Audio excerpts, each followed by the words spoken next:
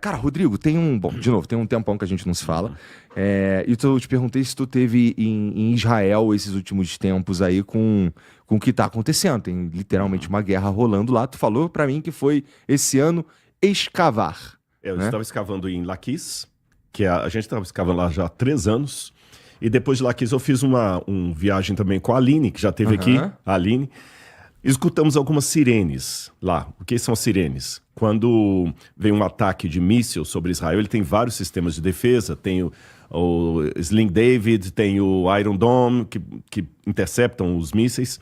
E agora, quem está mandando não é mais o Irã, porque depois que o Trump jogou tudo lá, o Irã aquietou. Mas o Iêmen ainda fica, pelo menos uma vez por semana, mandando. Só que o Iêmen não tem o poder bélico que o Irã tinha. Então manda cada semana manda 1, 2, aí a sirene toca, mas quando ela toca é só por uma precaução, mas às vezes o míssil já foi abatido antes de entrar no território israelense, sabe?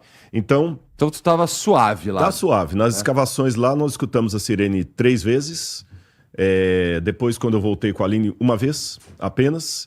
Eu não sei como é que está agora, tem 2 ou 3 semanas que eu voltei de lá. E as pessoas continuam tendo a vida delas normalmente. Em Gaza, realmente, a coisa tá complicada, tá esquisita.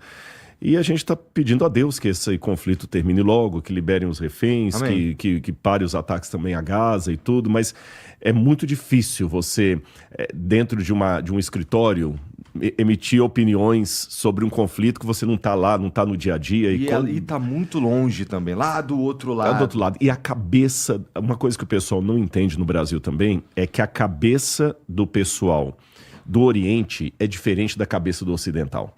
Isso é difícil em muitas das pessoas entenderem. Em muitas coisas. Então, às vezes, a gente julga com o nosso código de valores coisas que para eles não é aquilo e para a gente você tá entendendo? Então, tem uma série de elementos assim que devem ser colocados. É triste. E não é só lá, né? Nós estamos tendo também a Rússia com a Ucrânia. Tem umas guerras na África. Exatamente. Temos uma situação conflituosa aqui na Venezuela também.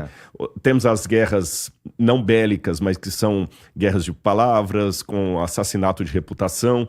O mundo está de cabeça para baixo. Tá certo? Isso é uma realidade. Isso é interessante. Eu ia te perguntar sobre como não a técnica, mas, por exemplo, você falou que estava lá escavando. Vocês estão procurando alguma coisa específica ou vocês estão escavando uma área para ver o que acha? As duas coisas. Só que o procurando uma coisa específica é bom explicar. Porque o pessoal tem uma ideia de escavação arqueológica à la Harrison Ford, Indiana Jones, né? Ou pensa que a gente coloca a pá. Eu lembro que até um cara que admitiu pra mim que ele depois passou a me respeitar, mas ele pensava que era assim, era o Pirula. Ele pensava que era uma coisa meio assim, a Hollywood, que eu colocava a pá na picareta, na mochila, ou a picareta, aí eu ia com a Bíblia debaixo do braço, chegava lá, foi aqui que teve a batalha de Davi com Golias. Aí escavava, encontrava 5 pedras, provei. Não é assim, o trabalho é científico, é metódico, é demorado. Tá certo? E essa escavação que nós estamos fazendo em Laquis, ela começou nos anos 1930. E até hoje estamos escavando lá. E o que nós estamos procurando nesse caso? Nós estamos querendo ver se há indícios de um reino unificado de Davi. Essa é uma temática muito importante. Né? Esses dias eu vi um camarada da internet aí falando contra. Eu falei assim, não, porque todo mundo sabe que é o mítico reino de Davi. Eu falei, não, ele não escava lá, ele não sabe o que ele está falando, né? Hoje nós temos evidências que o reino de Davi unificado existiu, evidências muito fortes arqueológicas. Eu vou dar alguns exemplos para você. Algumas das críticas que o pessoal falava que Laquis não podia ser uma fortaleza daquela época, porque eles diziam assim, olha, essa cidade não era amuralhada na época de Davi, Salomão e Roboão. E a Bíblia fala, por exemplo, que Roboão fortificou as muralhas de Laquis. Só que desde os anos 1930 até agora não tinha encontrado a muralha correspondente à época de Roboão. E muitos críticos da Bíblia trabalham com assim, a ausência de evidência e evidência da ausência. Você tá entendendo? Então, quer dizer, não é por aí. Aí nós encontramos lá uma muralha, no nível 5. O que é o nível 5? O nível 5 é o seguinte, imagina que aqui você tem uma cidade, essa lata aqui é uma cidade construída, e aqui tem casas, ruas, praças e tudo mais. Aí vem guerra, terremoto, abandono, ação do tempo, essa cidade é abandonada e destruída. O monturo dela fica aqui. Depois chega outro grupo, e faz um assentamento acima, porque não tinha um trator para sair limpando tudo. Aí repete-se o processo, guerra, terremoto, destruição, aí vem outro grupo. Com o passar do tempo, você vai fazendo camadas de assentamento.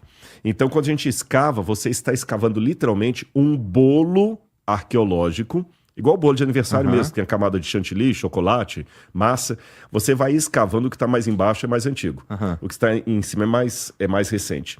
Então você tem que fazer um trabalho muito meticuloso para saber datar qual camada a que período pertence. Então nós usamos técnicas de datação relativas e absolutas. Absolutas é o carbono 14, por exemplo, o potássio argônio, e outras que a gente poderia mencionar aqui, né? A termoluminescência, pela cerâmica, o tipo da cerâmica que você encontra, os estratos. Então, o nível 5 equivale àquilo que, em linguagem arqueológica, eu chamaria de período do ferro 2. Falando em linguagem bíblica, 730 a.C., ou linguagem histórica, não bíblica. Aí, o que a gente fez? Como é que você vai saber que aquela pedra é daquele período? Primeiro, a gente analisa a cerâmica que foi encontrada ali.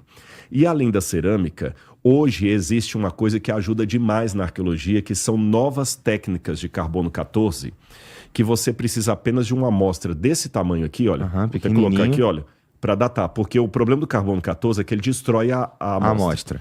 Então, como é que eu vou, por exemplo, datar os manuscritos do Mar Morto? Mas se hoje eu preciso apenas de um pedacinho assim, então eu consigo datar a argamassa daquele muro apenas pelo resto de palha que está ali no reboco. Entendi. Que a palha é material orgânico. Com carbono 14 você data o material orgânico. Então a gente pega a palha de vários pedaços ali daquele muro, e é um muro com pedras da argamassa, e quando você data de vários períodos, de vários locais, melhor dizendo, ela dá o mesmo período, 730 a.C. A gente trabalha com a margem de erro para cima ou para baixo, mas é época de Roboão. Esse é apenas um indício, e a gente publica artigos científicos sobre isso, e com isso nós estamos mapeando o que seria um reino unificado. Como é que eu sei a extensão de um reino unificado no passado? Não tinha uma placa que dizia o seguinte: você está deixando São Paulo, daí você volte sempre. Não existe isso.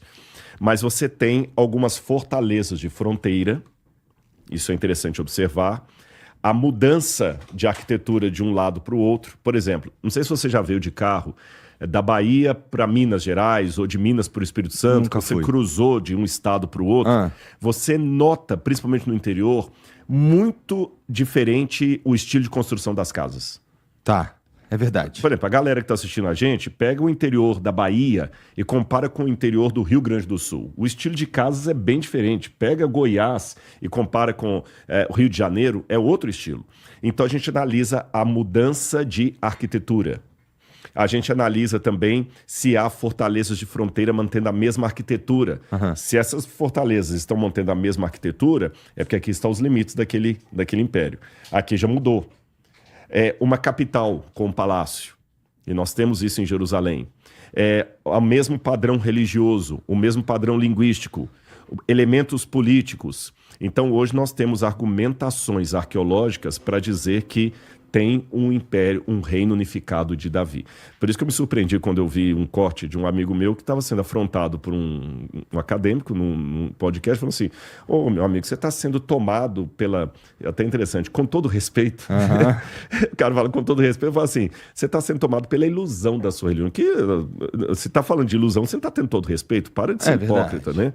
E aí falou o seguinte: você está baseado no mito do reino de Davi. A ciência já mostrou que isso é um mito. Que ciência? Porque eu estou trabalhando com ciência, você entendeu? Com métodos adaptados agora, é lógico. Dentro do método científico tem debates. Tem debate na própria medicina. Vai ter, ou no próprio direito. Eu estou com um advogado aí que ele sabe disso. Às vezes tem um camarada que vai falar que aquela ação é constitucional e vai ter um outro jurista que vai falar que não é constitucional. Não, é comum, a gente viu, inclusive, recentemente aí, opiniões incrivelmente divergentes, mas extremamente embasadas. Exatamente. Né? Então... Agora, não é correto, porque você está apresentando uma opinião diferente da minha, eu falar que você não é científico. E também, só leigo que fala assim: a ciência provou que... Não, isso eu aceito para uma matéria da revista super interessante, mas não para um camarada que se diz acadêmico. Porque a ciência não diz nada. Quem diz são homens e mulheres que trabalham com método científico. e às vezes a divergência. Então também não estou querendo com isso dizer que 100% dos arqueólogos validam o que eu estou dizendo aqui. Eu estou sendo coerente. Pode ser que você vai encontrar com um arqueólogo israelense que ele vai negar. Não existiu o reino unificado de Davi. Tudo bem, ele tem o direito de negar, mas ele não pode falar que a ciência provou ou que eu não estou sendo acadêmico ou científico. Ele pode falar assim, o Rodrigo tem uma visão acadêmica diferente da minha. Então a gente quer trazer isso para o Brasil porque passa uma ideia de que Bíblia é livro apenas para Zé Ruela, sabe, lembrar os Simpsons lá, né? Para cara que não pesquisa, que não é acadêmico. Ou seja, já teve gente que perguntou assim, como é que esse cara tem um doutorado pela USP e ainda acredita na Bíblia, né?